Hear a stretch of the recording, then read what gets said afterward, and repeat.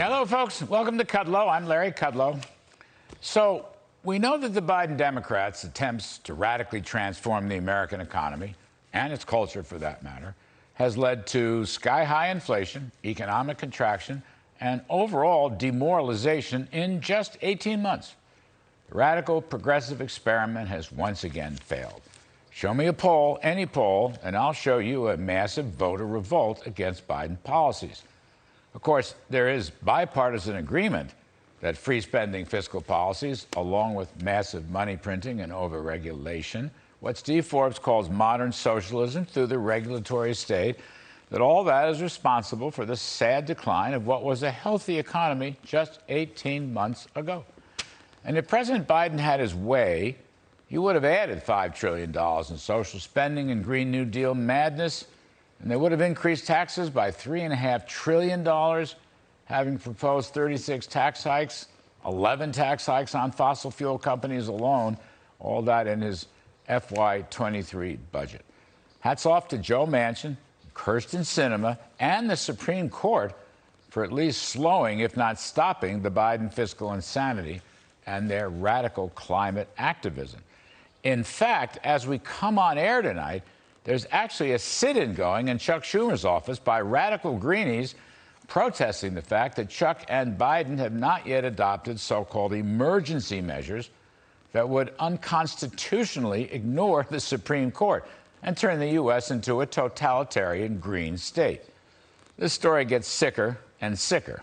I mean, it's a battle between the left, the far left, and the completely over-the-edge interplanetary left.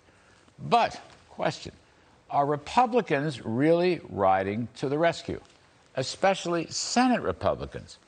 You heard me last week riff against this completely unnecessary, big spending, $250 billion corporate welfare, industrial planning, out-China subsidy boondoggle, allegedly for the semiconductor industry, but with new cylinder-like slush funds for the Energy, Commerce, and Transportation departments. $250 billion over 5 years, that according to estimates. Now, that's not as big as $1.9 trillion back in March of 2021, but with a 9.1% inflation rate today, $250 billion is a pretty big number. Now, the first vote got 16 GOP senators on board the Schumer-snookered express.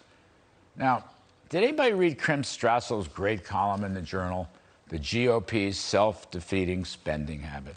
If not, you really should. Please, dial it up. Have a look at it. It's exactly in sync with what I've been saying here on the show. I might add the Wall Street Journal editorial page in general has raised these issues. Remember last year, the $1 trillion infrastructure boondoggle bill that was a lot more Green New Deal than infrastructure, and in fact has already been overturned by the Biden's reversal of Trump's rapid permitting policies. Remember that? And Kim reminds us, a couple of years ago, Republicans blew right through discretionary spending caps, and then recently the Senate restarted earmarks. So I can't help but wonder whether the GOP attack on inflationary Democratic spending is actually going to hold up in the November election. Now, the House Republicans are far more disciplined in their opposition to these crazy spending bills. They're going to retake the House.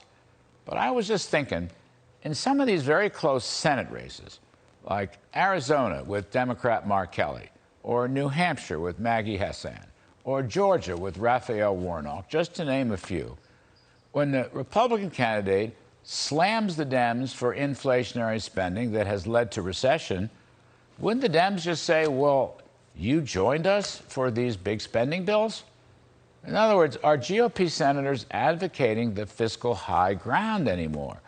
Or will these big spending votes be self-defeating?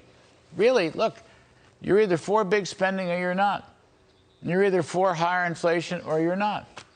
Where's the domestic spending freeze we need? Or the across-the-board deregulation of energy and all industries? Or a long-term extension of the highly successful Trump tax cuts? I'm not hearing these supply-side solutions. I'm hearing more big spending. This is not good. So I would say to my good friends in the GOP Senate conference, isn't it time for some self-examination? that is an improvement in your policies and in your votes and in your messaging, there's only about 3 months to go before the midterms. To my good friends in the Republican Party, what exactly do you stand for? That's my riff.